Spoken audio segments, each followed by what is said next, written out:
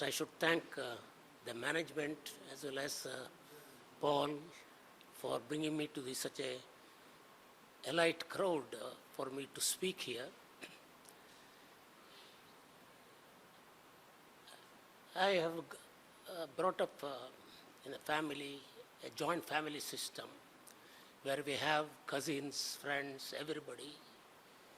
I brought up in a house where my mother is very interested that everybody should get educated in the life. Second is that everybody should live in discipline. Third is that everybody should know how to take care of their personal hygiene, how to take care of the environment, how to take care of the cleaning. Even we used to wash clothes, we used to garden, we used to scrub the floor. Still, we are to be in discipline. Go to the class just 5 minutes before. Come back in the same road and be at home all together. Nobody can go outside after the retirement from the school. They should play within the house. Even if we are selected for some sports, our physical director used to come and take permission from my mother whether I can take it. So with the guarantee that we will be taken care about mainly about the discipline and other bad habits, she would say, yes, I will permit them. Probably people may not believe that till I finished my 11th standard, I have not taken a food even in a hotel or in any other places. There was no extravagancy for us in our life. Though my father was a merchant, we are farmers, we had a lot of lands and other things. But my mother never used to allow people to buy even a chocolate. You know, those days we used to get chocolate for 1 paisa. Even that is not. We are not supposed to have any money with us. We are supposed to get any money, it should be put it in a pot, a piggy bank. We are asked to raise chicken those days. We are asked to grow vegetables in those days. Now, we were so enthusiastic to bring everything, to have an honor that we will have a good crop, competitions among ourselves. And when it is utilized in the house, that part of the money is given to us and put it to that hundi again. This is how we are brought up in our life. I went to pre-university course in St. Aloysius College here, Mangalore. Free bird, nobody to question me. I'm getting a money like salary from the parents. And a lot of people living in the hostel with the extravagancies, so many things. Suddenly, we become like a animal in the cow shed, which has been kept tied and kept for so long, and suddenly you run around with when you go outside. Like that we have become. But fortunately, I was studying in the St. Aloysius school here. They had a very good education system. The education system wherein we have to prove ourselves that we have studied once in 3 months. Not that we forget that portion. With all this indiscipline inculcated me during that time in the PUC, I could pass in first class. That is one of the things which I learned as a student. Of course, then I went to a post-graduation, I'm in a professional college, again free bird. But being a sportsman, we are in the Bangalore Medical College, and though I'm a dental student, it was a medical college, was a principal, was our administrator. And I was participating in all sports. I became a big sportsman of some level, of where I can get representation in that college team for all games, almost all games except tennis and table tennis. So everybody liked me so much And I thought that the sports is one of the wonderful things which makes us to love the people, associate with people, learn from people, and to have a discipline in our life. I spent 6 years as a student in that dental college. My life was studying, learning, treating patients, and seeing this in Victoria Hospital compound. Thousands and thousands of people are coming every day, staying there. They are coming in bullock carts from the villages. They are waiting to see the doctor. The OP is over, time is over, investigation time is over. They have to stay in the strain compound. Now, to tell you very frankly, such a crowd was there in Victoria Hospital, this one. Everybody must be knowing George Fernandez. He was responsible for our, he was a central minister, great leader, responsible for our Konkan Railway here. He was, during the emergency, there was a warrant against him. He was sitting like a beggar in the Victoria Hospital compound. For the reason for him to sit there is not to escape from this one. There are a lot of politicians, those days, big leaders like Vajpayee, Advani, Joshi, Dandavate, and so many leaders. They were coming for a treatment to us in our hospital. So he used to have some type of I don't know what type of interactions with them, but he was sitting there all the time. No, that is a crowd. Even a police or anybody could not make it. That's what I am trying to impress. That so many thousands and thousands come for the Victoria Hospital. Where is the time for them? Where are the doctors' time? There is a time to see them. So it is so much crowded. But as a student or as a faculty in the college, what much we can do is nothing, because we were not that matured enough how to solve all these problems. I was not that, I can say that I was a very intelligent student. Because of my sports activities and other things, I was more on sports than on studies. But with the little hiccups, I completed my BDS course, joined as a teacher. Actually, I joined as a teacher with a challenge to an examiner. So in the final year examination, he asked me that, will you go and practice in somewhere in Mandya? I will pass you, but you should not join here as a teacher. I said, why? If I am capable of treating a patient, I am capable of teaching students also. I said, no, I will join as a teacher here only in the college, I said. And of course, as happened, I was failed. I didn't bother about it, because those days I was not interested whether I have to get a rank or anything. So immediately after passing, I got a job as a teacher. But now I am in a different responsibility, teacher. What I have to be teacher? How I have to be teacher? Of course, I have been seeing my teachers teaching us. There are dedicated teachers, responsible teachers, cheating teachers, hatred teachers, victimizing teachers. All these teachers are there. Of course, he is a teacher. He will know all those things. So what I should do? So I foremost thing what I wanted is, I want to become a teacher with a difference. I said to my students, discipline is the gateway of learning. Education is not for employment. It is to build your own institutions. Now, I put a confidence to all students that I am going to help them in all aspects. So I caught hold of all chronic students who doesn't come to classes, doesn't appear for examinations, doesn't pay fees for examination, because they have already spent for drinking and other things for the money. So I caught them. I paid some of people some money. Those days it was not a big money, small fees it was, government college. So all these things happened, and all students became very friendly with me. I would not compromise about the attendance, I would not compromise about the punctuality, I would not compromise with any type of learning, I think. So everybody has to work, because I felt on that day that no student is a bad student. But we must know the student before we teach.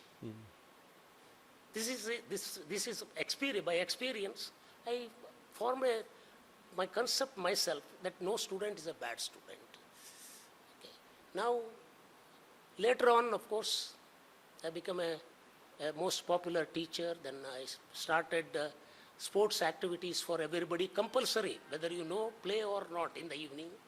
So many people who have become so friendly, because sports is one thing in the institutions which makes you friends, which makes you give a competitions, which you makes a physical health, mental health, everything.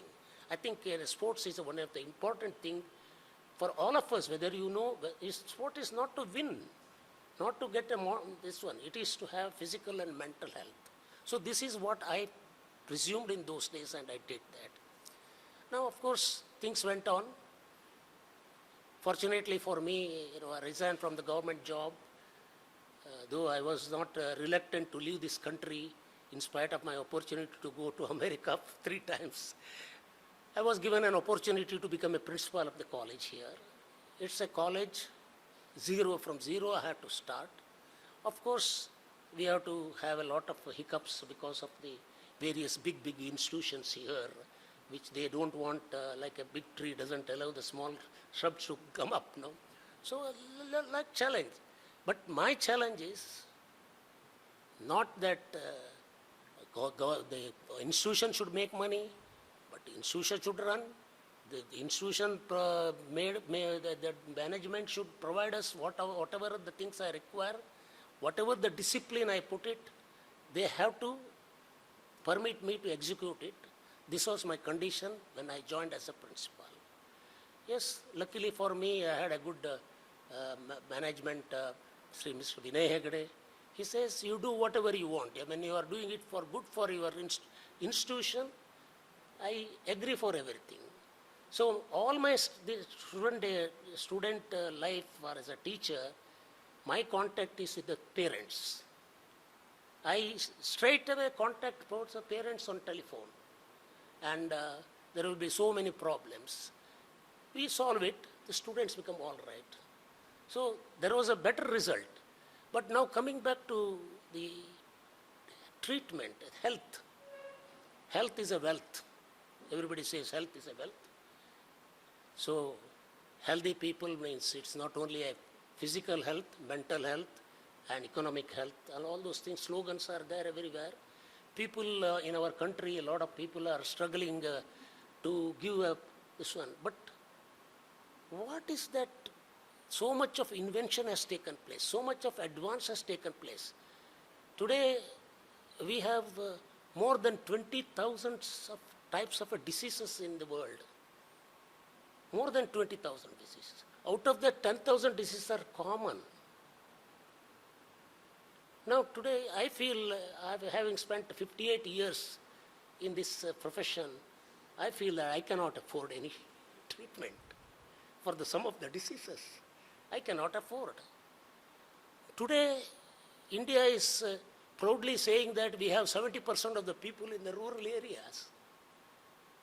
Many diseases which they are saying that you come within, I see a big placard here saying that come within 1 hour, you will be saved your life. I don't think that today's traffic and today's communication, even a person from Puttur can come in 1 hour here, or from for a treatment in emergencies. After coming back, will there be a doctor to see them? Because they have to stand in a queue. Will there be a availability of diagnostic facilities? There may not be there. In case of, if they have to buy a medicine and other things, affordability is not there. So people are suffering. I have been in a profession for 56 years. I see that still people are suffering. Who is suffering? Who is suffering? It's not the people of cream of society which have an advantage of having going to the big hospitals and paying whatever the money on whatever it is. These 70% of the rural population is suffering today because we have failed. Whoever is whichever the government, whichever the policy makers, whatever they have made, it is a farce and failure.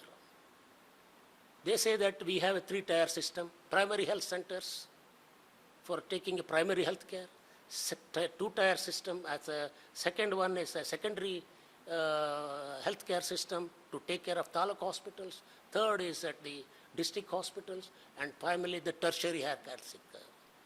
Now all these things, government is spending crores and crores of rupees in all these hospitals. Today we have abundant specialists. We in our country today, we must be having a specialist itself is more than 70,000 to 80,000 specialists in the country. How they can, whether they will go to the villages? No, they cannot go because they cannot have survive their income there. So what would be the correct solution which I found? Because I made that system in a dental college.